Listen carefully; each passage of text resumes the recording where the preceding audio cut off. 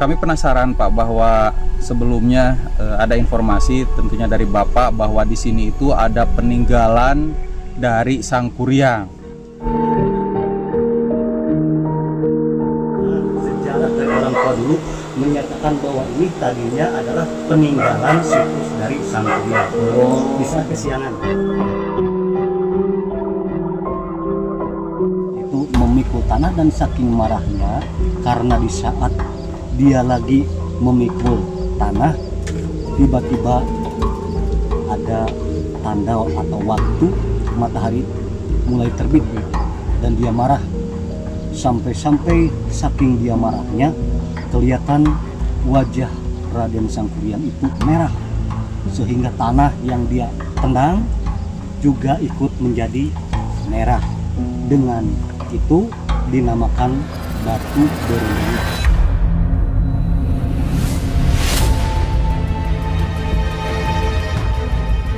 Bismillahirrahmanirrahim. Assalamualaikum warahmatullahi wabarakatuh. Balik lagi ya bersama saya masih di ARD Channel Official. Dan mungkin di kesempatan kali ini saya sedang tepatnya berada di daerah Ciamis ya, Kabupaten Ciamis. Dan kali ini kita akan mengunjungi salah satu narasumber, yaitu salah satu pakar spiritual, yaitu Pak Pendi ya. Pak Pendi ini akan membawa kita atau memperlihatkan kepada kita bahwasanya saya juga baru tahu, karena di daerah Ciamis ini mungkin atau pemirsa semua sudah pada tahu ya, kisah Sang Kuryang yang sangat melegenda di mungkin khususnya di daerah Indonesia, bahkan ke mancanegara ya pemirsa. Ternyata situsnya atau peninggalannya itu ada di daerah Ciamis juga ya pemirsa. Dan kita akan dibawa sama Pak Pendi, salah satu pakar spiritual, yaitu melihat petilasan atau dulunya bekas ini namanya batu, kalau di daerah sini katanya terkenalnya itu batu berembun.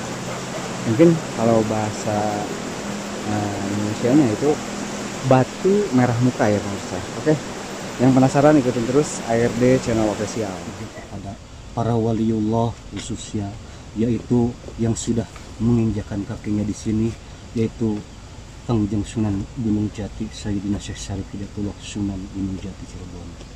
Saya mohon pamit mau mengungkap sejarah yang tenggelam, yang mungkin sejarah di sini berbeda dengan di tempat lainnya, karena setiap tempat mempunyai sejarah masing-masing.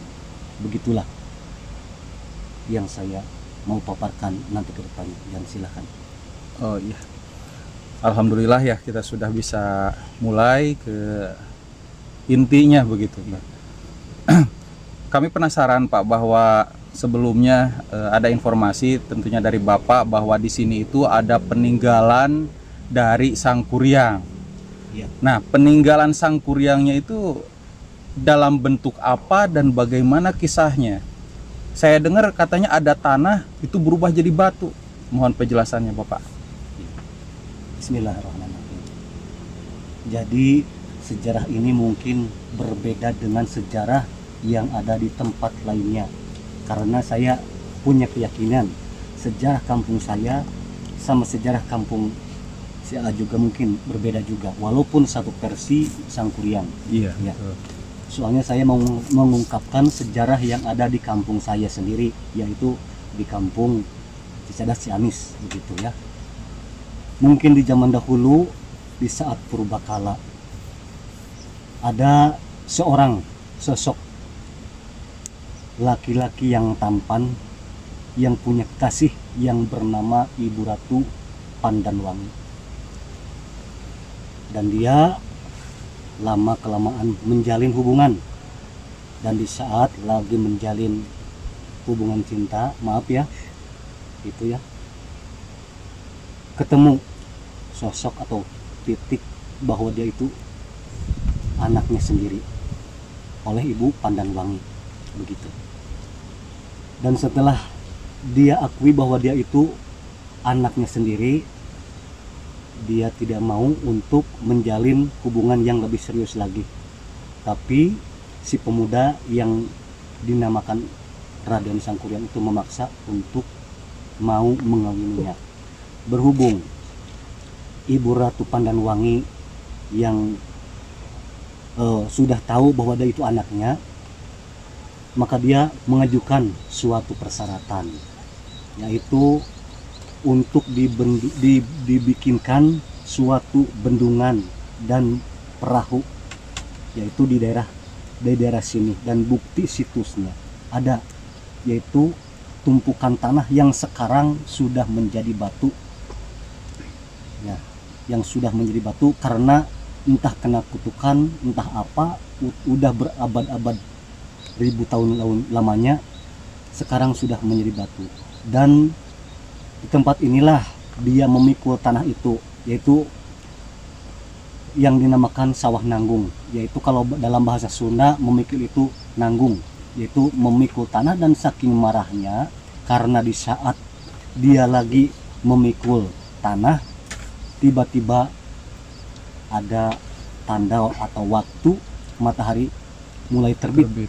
Dan dia marah, sampai-sampai saking dia marahnya kelihatan wajah Raden Sangkuriang itu merah, sehingga tanah yang dia tendang juga ikut menjadi merah. Dengan itu dinamakan batu berembenget. Tanah itu sampai sekarang dinamakan batu berembenget. Dan yang satunya lagi yaitu ada di sebelah lengkong sebelah sana, sebelah timur, batu berembengetnya itu.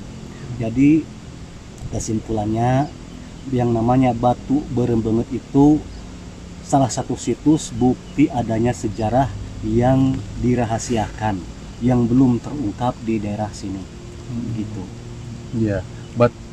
Mohon maaf Bapak, tanah yang tadi dipikul itu ada di Sungai Cijulang dan di Lengkong. Ya.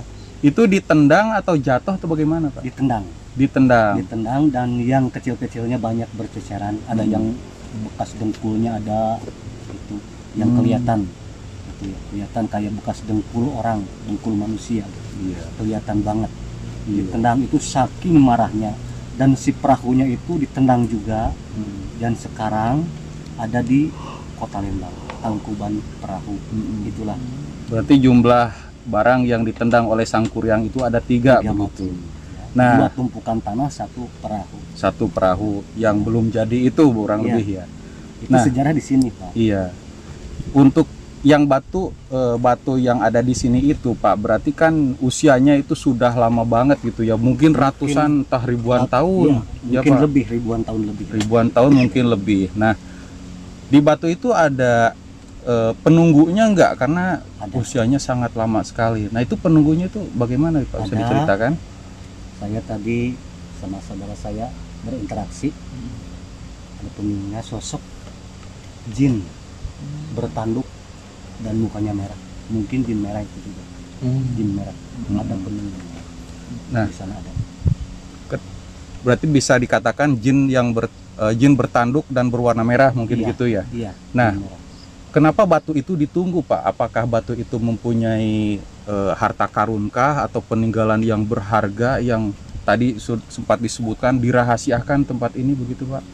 Bukan berarti batu itu ada harta karunnya, cuman penunggu batu itu yang tadinya bekas bangsa jin yang ditaklukkan oleh Sangkuriang untuk ikut membangun bendungan.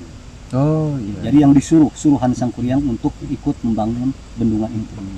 Jadi jin taklukan. Jadi dia itu benar-benar mengabdi sampai jadi penunggu sampai sekarang.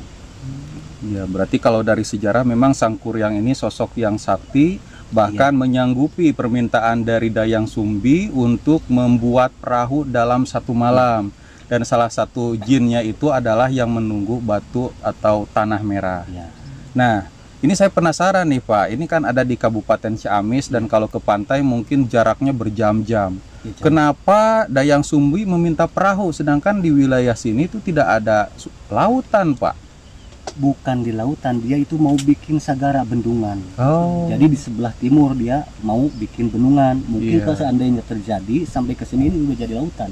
Gitu. Kalau sampai terjadi dia menikah sama ibunya, waktu itu dia itu menyamar bukan sebagai Dayang Sumbi, jadi Ibu Ratu Pandanwangi. Tetapi aslinya itu Ibu Ratu Dayang Sumbi. Iya. Itu nama aslinya. Mm-mm. Cuman dia itu lagi menyamar biar enggak ketahuan. Oh. Jadi sebagai Ibu Ratu Pandanwangi. Iya. Tadi nama sagarannya apa, Pak? Jadi nama sagaranya itu ya apa namanya itu? Tadi disebutkan ya. Lupa lagi saya. Itu tapi sekarang ada sagarannya, Pak. Sagaranya ini kan nggak jadi. Oh, nggak jadi, baru dibangun. direncanakan Baru- aja. Iya, baru direncanakan aja. Tapi kalau nggak salah daerah Kuningan ada desa yang namanya Segara ya. Ada. Apakah Hyang. apakah mungkin itu ada kaitannya dengan sejarah dengan Sangkuriang? Kok Bukan. bisa dinamakan dengan Sagara Hyang? Bukan. Bukan. Itu mah menyambungnya ke apa namanya itu Sargahyang itu ada yang di Kuningan, ada yang juga di Talaga ya, kalau nggak salah. Itu nyambungnya ke Talaga Manggung. Talaga Manggung. Berarti kan kalau gitu Pak, yang tadi Bapak sebutkan bahwa Sangkuriang itu nendang perahunya kan dari sini Iya, sampai tiba di Lembang, Jawa Barat. iya. Berarti kan jauh. Ya. Jadi pada dasarnya waktu kejadian tragedi dulu itu di sini berarti ya Pak? Ya, Atau gimana? jadi setiap daerah mungkin Beda-beda. berbeda-beda sejarah. Oh. Ada yang bilang di sana, ada yang bilang di situ, sama orang sini bilangnya di sini. Seperti saya, soalnya saya ini dapat petunjuk bukan hanya dari orang-orang tua dulu, tapi alhamdulillah saya melalui ilham, melalui tafakur karena saya ingin sekali tahu gitu sejarah. Nah mungkin saya dan rekan-rekan juga mungkin teman-teman biasanya kan kalau penonton semua pengen sesuatu yang agak lebih dan mungkin agak gila gitu ya. Ya biar pembuktian bisakah misalkan Abah memanggil sosok penunggu, misalkan misal dimasukkan ke Abah atau ke si AA, biar nanti misalkan komunikasinya bener gak itu. Jadi kita maksudnya nanyanya secara penunggu yang di ada di sini. situ gitu, Menguak. gitu.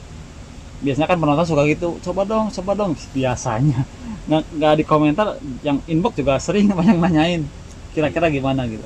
Insya Allah, mudah-mudahan ada izin Allah ya, karena apapun yang saya lakukan tanpa izin Allah, tanpa kehendak Allah, saya tidak bisa apa-apa. Iya. Jangankan saya berbicara, mengedit pun ya, tanpa izin dan kehendak Allah saya tidak bisa mengedit, apalagi berbicara. Dan mudah-mudahan ada izin dan ridho Allah Subhanahu wa Ta'ala. Juga ada izin dari gaib yang ada di Iya. sini. Begitu. Mudah-mudahan lancar. Iya. Soalnya sejarah ini panjang, masih panjang. Setelah berabad-abad lamanya dari Sangkuriang, entah kedepannya berapa puluh abad ya, berapa ratus abad gitu. Di sini itu ada yang bernama Ibu Ratu Dewi siapa namanya? Ratnasari. Larasati. Di sini itu dari Cirebon. Dan ada sosok Jawara, orang sini asli, tapi itu disembunyikan namanya, tidak akan saya ungkapkan siapa namanya, dan mengalahkan Jawara pendatang. Dan dia bertarung di sebelah sana, di dekat bendungan sana bertarung, dan alhamdulillah si Jawara orang sini asli itu memenangkan pertarungan yang begitu sengit, yaitu di daerah Cadas Malang sana ada Cadas Malang, sehingga nama daerah sini dinamakan Cihangit. Cihangit kenapa? Karena pertarungan yang sengit, maka dinamakanlah daerah sini daerah Cihangit oleh orang Jawara yang tidak mau disebutkan namanya. Dan Cadas Malang itu dijadikan simbol sebagai nama dusun, yaitu dusun Cicadas. Begitu. Tidak ada kaitannya sama nama kampung ya. Ya. Gimana kalau untuk mediumisasi istirahat dulu atau misalnya gimana? Break dulu atau gimana? Break dulu sebentar. Oh ya, ya mungkin izin dulu gitu ya.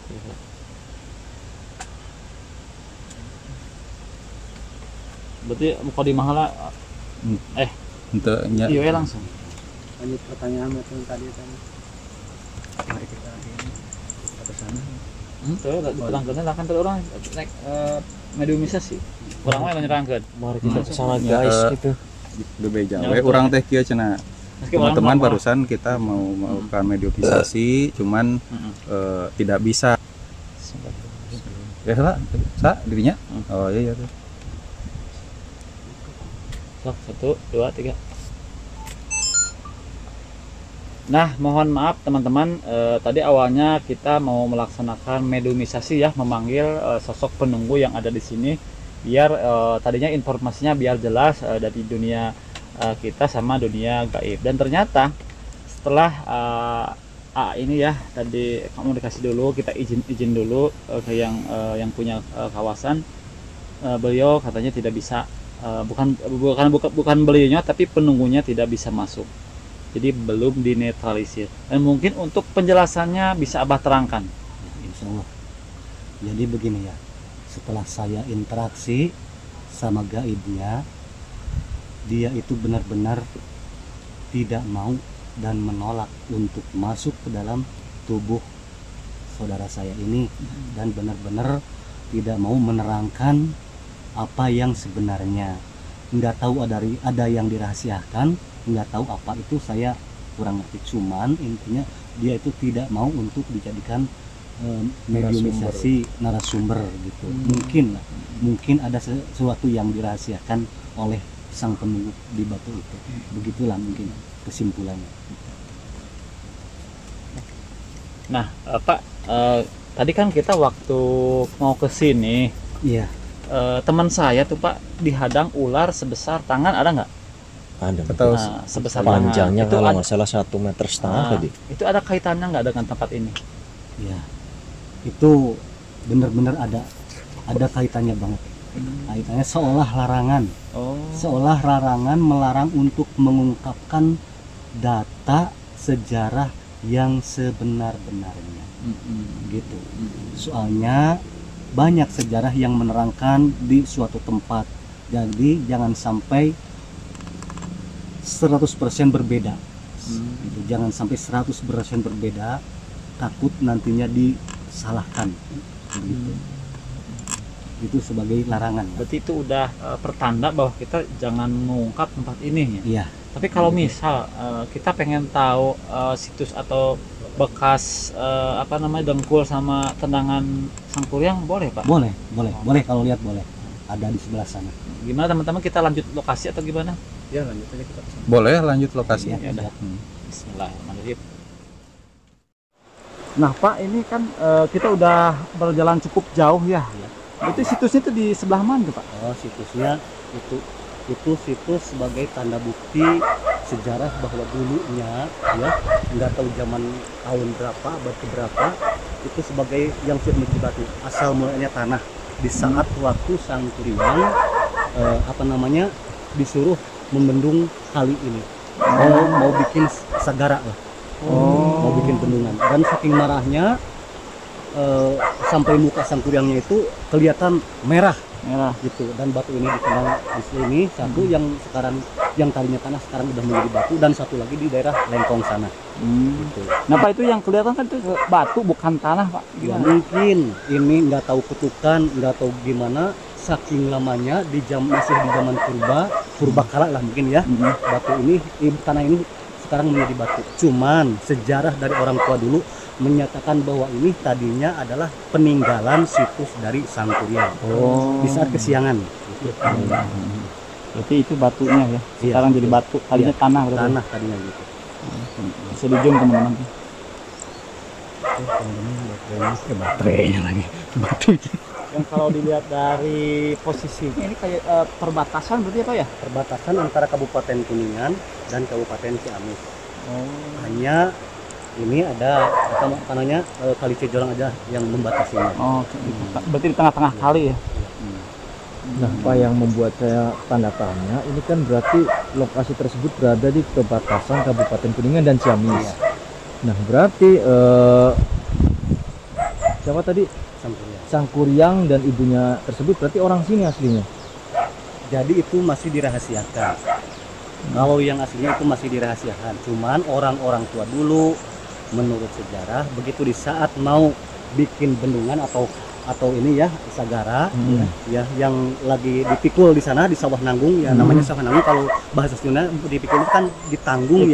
Ditanggung jadi ini dinamakan sawah nanggung. Saking mengarahnya karena dia kesiangan, tanah yang dipikul itu yang ditanggung itu dilempar ke mesin satu, dilempar ke sana satu sebelah timur Yang di Lengkong tadi. Iya, Berarti yang yang di di Lengkong dekat juga Batu Hurik. sama seperti ini. sama seperti ini. Atau kalau yang di Lengkong itu bentuknya seperti Nggak sama manusia. enggak, sama aja seperti kayak ini. tumpukan tanah seperti ini, cuman udah menjadi batu gitu. Ya udah, mungkin dirasa kita udah cukup, dan penjelasan di Bapak di awal juga benar-benar jelas. Dan ini mudah-mudahan bisa jadi pengetahuan bagi kita semua yang terutama yang belum tahu bahwa Sangkuriang ini ternyata pernah singgah atau mungkin orang sini atau seperti apa, mungkin itu masih misteri. Yang jelas ini masih daerah Jawa Barat, tepatnya di Kuningan dan Ciamis seperti itu. Yang meliputi daerah Tatar Sunda adalah kekuasaan atau wilayah dari Sangkuriang dan Dayang Singgi semuanya. Berarti batu ini bisa disebut juga dengan bendungan ya Pak ya? Iya. Udah, mudah-mudahan Bapaknya selalu sehat ya Pak ya, Amin. dan bisa menambah wawasan bagi kita. Assalamualaikum warahmatullahi wabarakatuh. Waalaikumsalam.